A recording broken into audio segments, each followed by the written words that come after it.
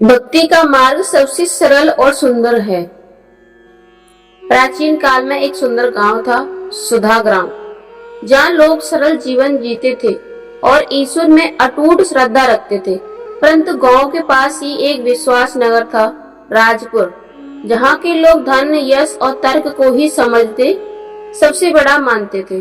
वही एक युवक था, विवेक, जो विद्वान था, तार्किक था, परंतु भक्ति को अंधविश्वास मानता। विवेक ने बहुत कुछ पढ़ा, वेद, उपनिषद, दर्शन शास्त्र, विज्ञान, परंतु उसे शांति नहीं मिलती थी। एक दिन उसने अपने गुरु से पूछा, गुरुदेव, मैंने सब कुछ पढ़ लिया, परंतु मुझे आत्मा की शांति क्यों नहीं मिलती? गुरु मुस्कुराए और बोले, पुत्र, ज्ञान जरूरी है, परंतु जब तक हृदय में भक्ति नहीं, आत्मा तृप्त नहीं होती। विवेक को यह बात समझ नहीं आई। उसने ठान लिया कि वह स्वयं यह सिद्ध करेगा कि भक्ति केवल भावुकता और इसका कोई वैज्ञानिक आधार नहीं है। विवेक को बताया गया कि पास के जंगल में एक संत रहते हैं, स्वामी सतगुरुदेव, जिसके पास जाकर लोग भक्ति और मार्ग सीखते हैं और जीवन बदल जाता है। विवेक जहाँ पहुंचा, संत जी तप में लीन थे। वह बोला, स्वामी जी, मैं ज्ञान में पारंगत हूँ, पर भक्ति को समझ नहीं पाया। क्या आप मुझे उसका तर्क समझा सकते हैं? स्वामी मुस्कुराए और बोले, भक्ति तर्क नहीं, प्रेम है, उसे समझना नहीं, अनुभव किया जाता है। विवेक ने चिढ़कर कहा, यदि मैं एक दिन में आपकी भक्ति का मार्ग समझ गया तो मैं इसे भ्रम मानूंगा।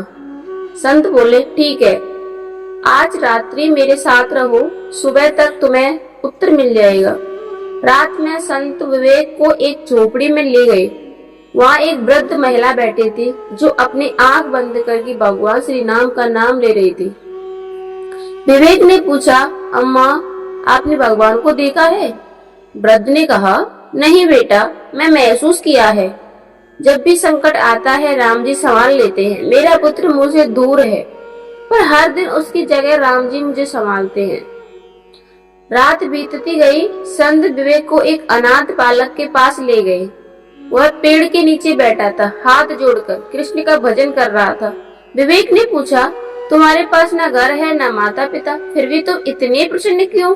बालक बोला, कृष्ण मेरे माता पिता हैं। जब मैं डरता हूँ, वह मुझे गले लगाते हैं। जब भूख लगती है, कोई ना कोई मुझे खाना देता है। मुझे बस उनके नाम पर विश्वास है। सुबह का प्रकाश और विवेक का परिवर्तन हुआ। सुबह गई। विवेक शांत के पास गया, शांत, विनम्र और भावुक। स्वामी जी, उसने कहा, आज पहली बार मैं रोया हूँ, बिना किसी दुख के। आज मुझे समझ में आया, भक्ति वह दीपक है जो बिना तर्क के भी अंधकार मिटा सकता है। भक्ति वह संजीवनी है जो बिना दवा के भी आत्मा को स्वस्थ कर देती है। संत मुस्कुराए, बेटा, भक्ति सबसे सुंदर और सरल मार्ग है, क्योंकि इसमें मन की कोई भाषा नहीं चलती, केवल प्रेम चलता है। जहाँ प्रेम है, वहाँ ईश्वर है। विवेक अब गांव लौट गया। उसने अपनी विद्वता को त्याग नहीं, परंतु उसमें भक्ति का भाव जोड़ दिया। प्रवचन देते हुए शुरू किए, जहाँ वह तर्क के साथ भक्ति का संतुलन सिखाने लगा। आज भी सुधा ग्राम में एक मंदिर है, जहाँ विवेक द्वारा लिखी एक पंक्ति दीवार पर अंकित है, ज्ञान से दृष्टि मिलती है, पर भक्ति से दृष्टि दिव्यता आती है। भक्ति का मार्ग सबसे सुंदर है, क्योंकि इसमें न अभिमान होता है न प्रतिष्ठा, बस प्रेम, समर्पण और विश्वास होता है। यह हृदय का वह झरना है जो हर आत्मा को निर्मल करता है।